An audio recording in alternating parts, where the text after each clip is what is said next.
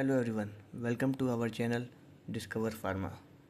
तो जो आज का हमारा टॉपिक है डिस्कशन का वो है फार्मेसी एज अ करियर। तो इस वीडियो में हम समझेंगे कि फार्मेसी होता क्या है, क्या क्या एजुकेशनल क्वालिफ़िकेशंस होनी चाहिए इस फील्ड में आने के लिए, और क्या क्या जॉब अपॉर्चुनिटीज़ है इस फील्ड में। तो सबसे पहले बात करते हैं फार्मेसी के बारे में। तो pharmacy is a health profession that concern itself with the discovery, development and use of medications and medicinal informations in the care of patients and alleviation of diseases।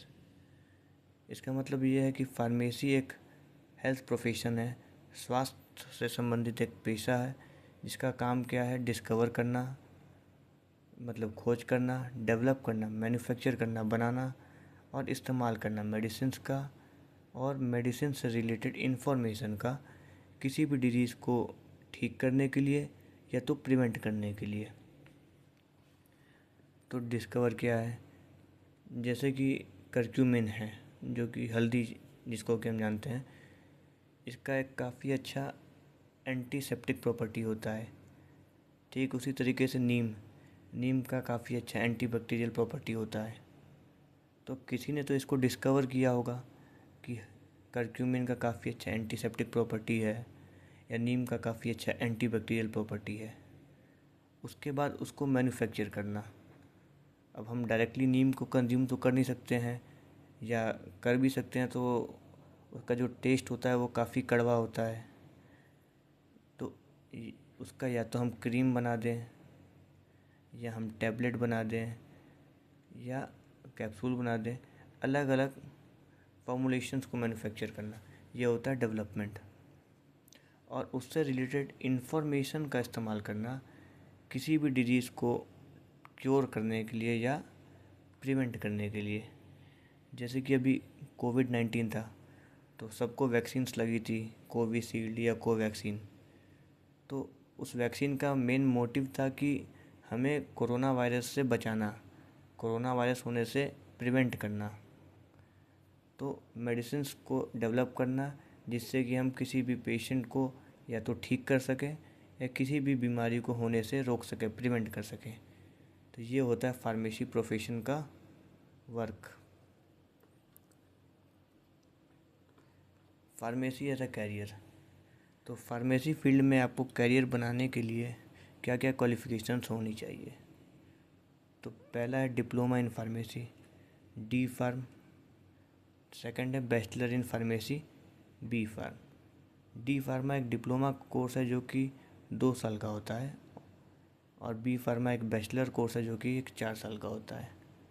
दोनों ही कोर्स करने के बाद आप अपने आप को फार्मेसी काउंसिल में as a pharmacist register कर सकते हो और आप एज अ फार्मासिस्ट वर्क कर सकते हो। इस फील्ड में कैरियर को समझने के लिए हम लोगों ने इसको 3 पार्ट में डिवाइड कर रखा है। पहला है प्रैक्टिस सेटिंग, दूसरा है इंडस्ट्रियल सेटिंग और तीसरा है अदर सेटिंग। तो तीनों को एक एक करके समझते हैं कि क्या होता है ये 3 करियर अपॉर्चुनिटीज़ फार्मेसी फील्ड में, और कौन सा करियर पाथवे आपको परस्यू करना चाहिए। तो पहला जो हमारा है प्रैक्टिस सेटिंग। तो ये नाम से ही क्लियर हो रहा है कि प्रैक्टिस करना, फार्मेसी प्रोफेशन को या जो आपने एजुकेशन ली है उसको प्रैक्टिस करना। तो प्रैक्टिस करने के लिए आप किसी भी हॉस्पिटल में या खुद का एक मेडिकल शॉप ओपन कर सकते हो और अपने प्रोफेशन को प्रैक्टिस कर सकते हो एज अ फार्मासिस्ट वर्क करके। सेकंड है इंडस्ट्रियल सेटिंग। आप बी फार्मा या डी फार्मा करने के बाद किसी भी इंडस्ट्री के मैन्युफैक्चरिंग डिपार्टमेंट में या क्वालिटी कंट्रोल डिपार्टमेंट में, मार्केटिंग डिपार्टमेंट में या रिसर्च डिपार्टमेंट में आप वर्क कर सकते हो। अदर सेटिंग्स का मतलब होता है ये जो 2 मेजर पाथवे हैं इनके अलावा क्या क्या जॉब अपॉर्चुनिटीज़ हो सकती है आपके लिए फार्मेसी कोर्स करने के बाद। तो इन तीनों कैटेगरीज़ को और ब्रॉड वे में हम डिस्कस करते हैं। तो जैसा कि दिख रहा है 3 फील्ड है, प्रैक्टिस सेटिंग, इंडस्ट्रियल सेटिंग और अदर सेटिंग। तो प्रैक्टिस सेटिंग को हम लोगों ने 2 पार्ट में डिवाइड कर रखा है, कम्युनिटी फार्मेसी और हॉस्पिटल फार्मेसी। कम्युनिटी फार्मेसी का मतलब होता है कि आप खुद का एक मेडिकल स्टोर ओपन कर लें और आसपास की जो भी सोसाइटी है उसको सर्व करना, आसपास की कम्युनिटी को सर्व करना एज अ फार्मासिस्ट। आपने बी फार्मा कर लिया या डिप्लोमा कर लिया, उसके बाद आपने एक लाइसेंस ऑब्टेन कर लिया, अपने आप को रजिस्टर करा लिया फार्मेसी काउंसिल में एज अ फार्मासिस्ट। उसके बाद आप खुद का एक मेडिकल स्टोर आपने ओपन किया और जो आसपास के लोग हैं, आसपास की जो कम्युनिटी है, उसको आप सर्व कर रहे हैं फार्मासिस्ट बन के। अगला है हॉस्पिटल फार्मेसी। तो दो तरीके के हॉस्पिटल होते हैं, एक होता है गवर्नमेंट और दूसरा होता है प्राइवेट।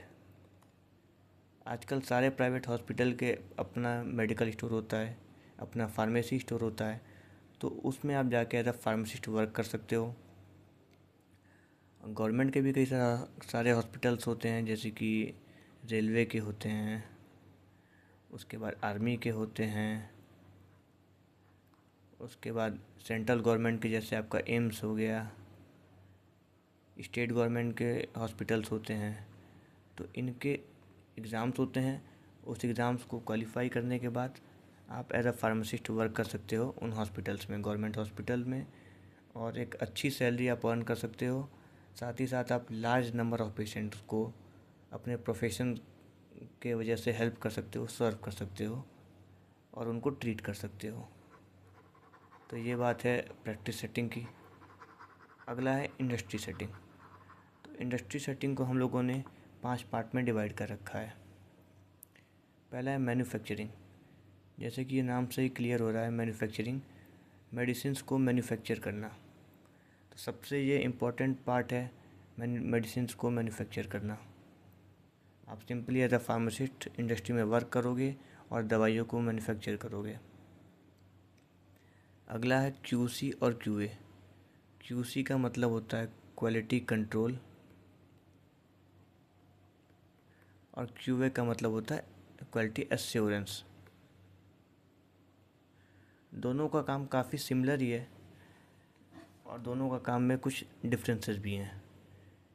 सबसे पहले समझते हैं क्यूए के काम। मेडिसिन्स को मैन्युफैक्चर होने से पहले कुछ रॉ मटेरियल का इस्तेमाल होगा, जैसे कि पैरासीटामॉल है, या अगर हम टैबलेट बनाते हैं कोई सी, एस्पिरिन है, आइबुप्रोफेन है, तो उसके लिए रॉ मटेरियल जो आता है, तो हर बार अलग अलग वेंडर से रॉ मटेरियल हो सकता है आ रहा हो, या हो सकता है हर बार एक ही वेंडर से रॉ मटेरियल आ रहा हो। तो उस रॉ मटेरियल की जो क्वालिटी है उसको चेक करना, एश्योर करना कि ये जो क्वालिटी जो हम इस्तेमाल करने वाले हैं अपने मैन्युफैक्चरिंग में, वो एक प्रॉपर क्वालिटी का है कि नहीं, जैसा कि हमने पहले इस्तेमाल कर रखा है उसी क्वालिटी का रॉ मटेरियल आ रहा है या नहीं आ रहा है। तो क्वालिटी को एश्योर करना। और अब क्वालिटी एश्योर हो गई, सही क्वालिटी पाई गई, मैन्युफैक्चरिंग ने टैबलेट को मैन्युफैक्चर कर दिया। अब वो जो टैबलेट बन के आ रही है वो सही क्वालिटी की बन रही है या नहीं बन रही है, ये काम है क्वालिटी कंट्रोल डिपार्टमेंट का। तो दोनों का काम है क्वालिटी को चेक करना। क्यूए डिपार्टमेंट क्या करता है, मैन्युफैक्चरिंग से पहले क्वालिटी को चेक करता है, और क्यूसी डिपार्टमेंट मैन्युफैक्चरिंग होने के बाद क्वालिटी को चेक करता है। अब अगला है मार्केटिंग। मार्केटिंग काफ़ी इम्पोर्टेंट पार्ट है फार्मास्यूटिकल इंडस्ट्री का। हर इंडस्ट्री का सबसे इम्पोर्टेंट पार्ट होता है मार्केटिंग। जितना इम्पोर्टेंट है मैन्युफैक्चर करना, उससे कहीं इम्पोर्टेंट है हमारे प्रोडक्ट को मार्केट में सेल करना। तो मार्केटिंग के लिए कंपनी मार्केटिंग रिप्रेजेंटेटिव को हायर करती है, जिनका काम क्या होता है डॉक्टर्स के पास विजिट करना और अपने प्रोडक्ट को एडवर्टाइज़ करना, ताकि हमारे प्रोडक्ट का ज़्यादा से ज़्यादा सेल हो सके। ज़्यादा सेल हो गई तो कंपनी की ज़्यादा प्रॉफिट होगी, ज़्यादा प्रॉफिट होगा तो कंपनी और अच्छे से ग्रो कर पाएगी। तो मार्केटिंग में आपको काफ़ी अच्छी सैलरी मिलती है, साथ में इंसेंटिव मिलता है। अगर आपने अपना जो भी टारगेट्स जो आपको भी अलॉट हुए हैं कंपनी से, उसको अगर आपने अचीव कर लिया तो एक काफ़ी अच्छा आपको सैलरी दी जाती है, साथ में इंसेंटिव दिया जाता है। कभी कभी फॉरेन टूर्स भी दिए जाते हैं। पर सबसे मेजर जो वर्क है कि जो भी टारगेट है आपको उसको अचीव करना, कंपनी के सेल को इंक्रीज़ करना, ये काम होता है मार्केटिंग डिपार्टमेंट का। अगला है R&D डिपार्टमेंट, मतलब रिसर्च एंड डेवलपमेंट डिपार्टमेंट। इस डिपार्टमेंट में आने के लिए आपको एम फार्मा करना होगा या पीएचडी करना होगा। इसमें क्या करते हैं, आप नए नए मेडिसिन के ऊपर रिसर्च करते हो और उनसे रिलेटेड आप फॉर्मुलेशंस को डेवलप करते हो, पेटेंट ग्रांट करते हो। तो ये काम होता है रिसर्च एंड डेवलपमेंट डिपार्टमेंट का। अगला है documentations and regulatory affairs. Documentations, जैसे कि आपने देख रखा होगा हर मेडिसिन के पीछे लिखा होता है batch number, serial number, manufacturing date, expiry date. तो इन सारी चीज़ों को डॉक्यूमेंट करके रखना कि कौन सा बैच कब बना है, क्या उसकी मैन्युफैक्चरिंग डेट है, क्या एक्सपायरी डेट है। इन सारी चीज़ों के जो डॉक्यूमेंट हैं उनको प्रॉपर्ली मेंटेन करना और उसको प्रिजर्व करके रखना। अगला है regulatory affairs. Regulatory affairs, government ने कई सारे रेगुलेशंस बना रखे हैं इंडस्ट्री के लिए कि ये क्राइटेरिया को फुलफ़िल अगर आप करते हैं तभी आप मेडिसिन्स को मैन्युफैक्चर कर सकते हैं, या किसी भी मेडिसिन्स के लिए क्या क्या गाइडलाइंस को फॉलो करना होगा। तो रेगुलेटरी अफेयर्स का जो डिपार्टमेंट है वो चेक करता है कि जो भी गाइडलाइंस गवर्नमेंट ने बना रखी है उसको हमारी जो इंडस्ट्री है वो फुलफ़िल कर रही है या नहीं कर रही है, ताकि अगर इन फ्यूचर कभी भी गवर्नमेंट की तरफ से कोई इंस्पेक्शन होता है तो हम दिखा सकें, या रेगुलेटरी अफेयर्स के जो लोग होते हैं सारे डॉक्यूमेंट्स को प्रॉपर्ली दिखा सकें और समझा सकें कि हमारे जो भी चीज़ मैन्युफैक्चर हो रहा है वो पर्टिकुलर गाइडलाइन के अकॉर्डिंग हो रहा है गवर्नमेंट के। तो डॉक्यूमेंटेशन और रेगुलेटरी अफेयर्स के जो डिपार्टमेंट में होते हैं इनकी काफ़ी अच्छी जॉब होती है, कॉरपोरेट जॉब होती है, 9 to 5 या 10 to 5 टाइम वाले। ठीक उसी तरीके से R&D डिपार्टमेंट जो होती है ये भी डे वर्क होता है, 9 to 5 जॉब रहती है। मार्केटिंग डिपार्टमेंट का कोई टाइम नहीं होता है। इसमें यह होता है कि आपको टारगेट अचीव करना है। आप दिन भर जॉब कर रहे हो लेकिन आप टारगेट नहीं फिल कर पा रहे हो तो आप कंपनी के लिए सही एम्प्लॉय नहीं हो। आप 2 ही घंटा काम करते हो या 1 ही घंटा काम करते हो और जो भी कंपनी का टारगेट है उसको अगर आप अचीव कर ले रहे हो तो आप कंपनी के लिए बेनिफिशियल हो। QA/QC का भी डे वर्क होता है, ये भी अपना 10 to 5 जॉब करते हैं। बस एक मैन्युफैक्चरिंग डिपार्टमेंट ऐसा होता है जिसमें शिफ्ट्स में काम होते हैं, morning shift, evening shift, night shift. तो इसमें आपको अलग अलग शिफ्ट में काम करना पड़ सकता है। बाकी सारे प्रोफेशंस के अपने अपने कुछ एडवांटेजेस होते हैं, कुछ डिसएडवांटेजेस होते हैं। तो अगला है हमारा अदर सेटिंग। अदर सेटिंग में पहला पॉइंट है हमारा ड्रग कंट्रोल एडमिनिस्ट्रेशन। तो इसमें क्या होता है, गवर्नमेंट के कई सारे एग्ज़ाम्स होते हैं जिसको क्वालिफाई करके आप ड्रग इंस्पेक्टर बन सकते हो या फूड इंस्पेक्टर बन सकते हो। तो इनका काम क्या होता है, पर्टिकुलरली इंडस्ट्री में जाना और उसको इंस्पेक्ट करना, या किसी भी मेडिकल स्टोर में जाना और उसको इंस्पेक्ट करना कि जो भी गवर्नमेंट की गाइडलाइंस है, जो भी रूल्स एंड रेगुलेशंस है उसको इंडस्ट्री फॉलो कर रही है या नहीं कर रही है, या मेडिकल स्टोर उसको फॉलो कर रहा है या नहीं कर रहा है। तो ये काम होता है ड्रग कंट्रोल एडमिनिस्ट्रेशन का। अगला है हमारा एकेडमिक्स। तो अगर आपने डी फार्मा कर रखा है या आपने बी फार्मा कर रखा है, अगर आपने बी फार्मा या जो कि बैचलर्स इन फार्मेसी है वो कोर्स कर रखा है तो आप डी फार्मा के स्टूडेंट्स को एज अ लेक्चरर पढ़ा सकते हो। और अगर आपने एम फार्मा कर रखा है तो आप बी फार्मा के स्टूडेंट्स को एज अ असिस्टेंट प्रोफेसर पढ़ा सकते हो। एम फार्मा को पढ़ाने के लिए आपको PhD होना पड़ेगा। अगला है हमारा फार्माकोविजिलेंस। फार्माकोविजिलेंस, तो फार्मा का मतलब होता है हमारा ड्रग, विजिलेंस का मतलब होता है टू फॉलो, मतलब ड्रग को फॉलो करना। तो ड्रग को कैसे फॉलो कर सकते हैं हम, या फिर ड्रग को फॉलो हम क्यों करेंगे। तो फार्माकोविजिलेंस की एक टीम होती है, हर अच्छे या बड़े फार्मास्यूटिकल कंपनी में एक फार्माकोविजिलेंस की टीम होती है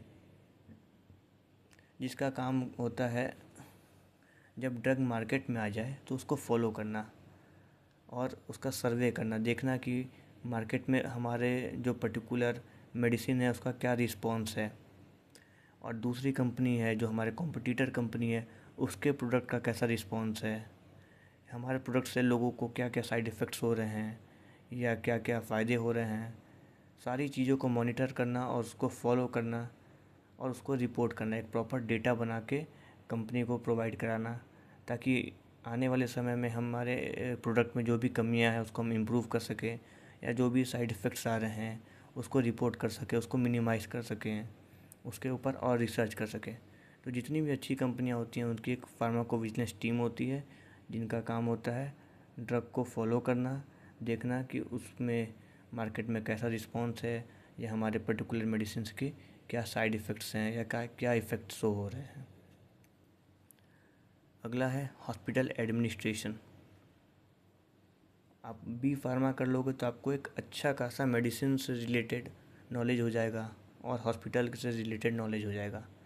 तो आप किसी भी हॉस्पिटल में आप एज अ मैनेजर वर्क कर सकते हो और वहाँ के मैनेजमेंट को हैंडल कर सकते हो, और किसी भी हॉस्पिटल के वर्क करने में आप अपना प्रॉपर योगदान दे सकते हो और चीज़ों को अच्छी तरीके से हैंडल कर सकते हो, क्योंकि आपके पास एक अच्छा नॉलेज है मेडिसिन से रिलेटेड। अगला है हमारा सेल्फ एंटरप्रेन्योरशिप। इसका मतलब होता है खुद का अपना एक बिजनेस सेटअप करना। आप अपनी खुद की एक इंडस्ट्री सेटअप कर सकते हो। जब आप बी फार्मा करते हो तो आपको मेडिसिन को मैन्युफैक्चर करना सिखाया जाता है, उसको टेस्ट करना सिखाया जाता है। तो आपके पास सारी नॉलेजेस हो जाएंगी कि कैसे मेडिसिन को मैन्युफैक्चर करना है, कैसे उसकी टेस्ट करना है, कैसे कैसे उसकी क्वालिटी को चेक करना है हमें। तो आप कुछ एक्सपीरियंस लेने के बाद खुद की एक फार्मास्यूटिकल इंडस्ट्री भी सेटअप कर सकते हो, या आप थर्ड पार्टी मैन्युफैक्चरिंग भी कर सकते हो। इसमें क्या होता है कि आपका जो मैन्युफैक्चरिंग होगा वो कोई और कंपनी करेगी, और जो ब्रांडिंग होगा वो आपकी कंपनी के नाम से होता है।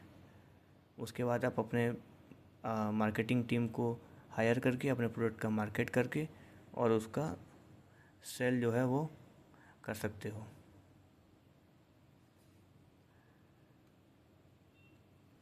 तो फार्मेसी जो प्रोफेशन है उसमें काफ़ी अच्छी अपॉर्चुनिटीज़ है। अगर आप फुल डेडिकेशन के संग इस कोर्स को परस्यू करते हो तो आगे आपके पास कई सारे जॉब अपॉर्चुनिटीज़ हैं।